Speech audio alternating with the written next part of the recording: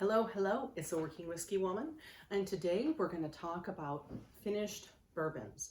This is a very special finished bourbon, not just because it is called Five Wood and it's done a lot of experimental things, but because it is from my friend Nina, who during her Kentucky motorcycle trip actually found this little bottle when she went to the distillery and packed it away for me and drove it all the way from Kentucky to Michigan for me, which was really sweet. Thank you, Nina.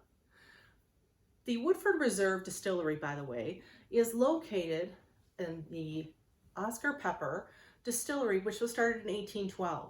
Oscar Pepper worked with Dr. James Crowe, and Dr. James Crowe was the one who really started to introduce quality and basically the recipes and knowledge of what's actually going to go into your bourbon. So when you start to see all these, 51% corn and other things like that, you're going to notice that a lot of that is from Dr. Crowe. He really worked on the distillery method and is really responsible for the types of bourbons that we start to see today. So we're going to try this. From the distillery, operational since 1812 and continuously operational, and see what it's like. Now, Woodford Reserve does a lot of really cool experimental type of things.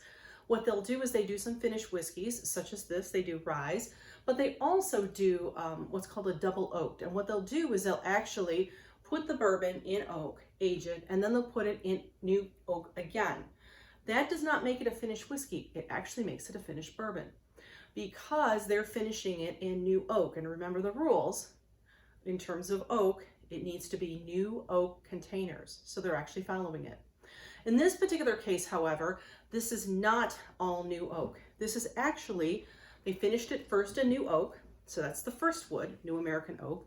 And then what they did is they finished it, and I put the little sign here, in tawny casks, in ruby portwood, and then they went to oloroso, and then they went to amontillado, sherry wood casks. So there was like 4 different sherry casks that this was finished in after it did the initial finish in the new American oak cask barrels. So this is very beautiful. It's got a really dark flavor, which I would expect. You can definitely see the colors of the sherry in there.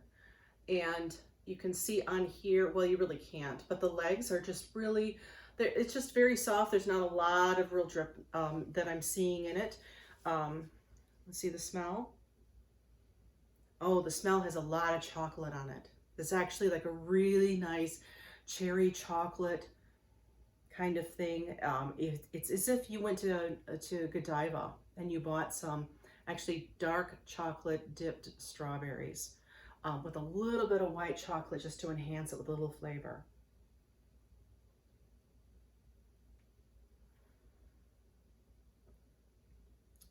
So taste-wise, that transfers, but what's really interesting is when it gets to the back of your palate, you get a lot more of that wood flavor. So not so much in terms of tobacco, just a really nice, lovely kind of wood type of, I'm thinking like almost like a mahogany, what I would imagine mahogany would taste like based on the smell.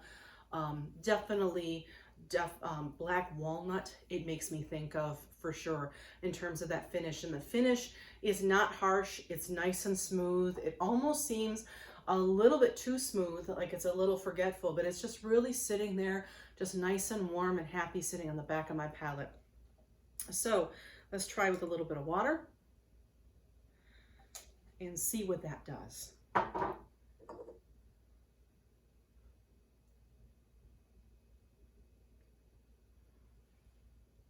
Wow, when you put the water in, it really pulls away more of that alcohol flavor, and it definitely adds in a lot more of that chocolate. I'm getting almost more of a raw chocolate, definitely a very deep cocoa type of flavor on it.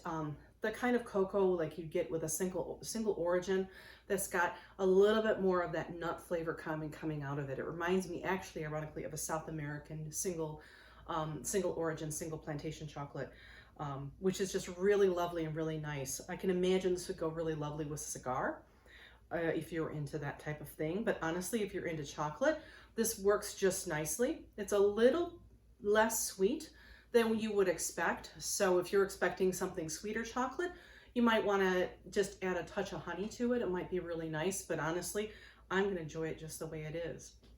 Now, one of the glasses I wanted to show you was one we found when we actually went to Limestone Branch, which was at the last video we put up. And this is actually a new tasting glass. Basically, my understanding is a bunch of Kentucky distillers got together and said, you know, we really are not, you know, appreciative of the Glencairn for what we're trying to do.